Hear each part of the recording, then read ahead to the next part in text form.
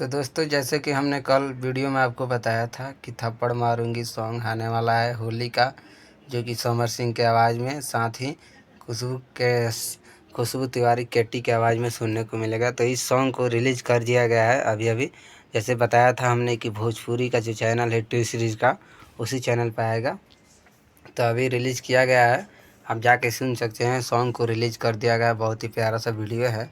और सॉन्ग में जो है आपको बहुत ही भरपूर मज़ा मिलेगा, क्योंकि आप समझ सकते हैं पुष्पा 2 मूवी का ये सॉन्ग कॉपी किया हुआ है भोजपुरी वर्जन में।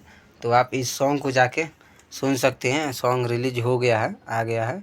और अभी अभी अपडेट इस सॉन्ग को मेरे को मिला, मैं अभी चेक किया तो सॉन्ग रिलीज हो गया है। तो आप जाके सुन सकते हैं, यही कुछ कहना था।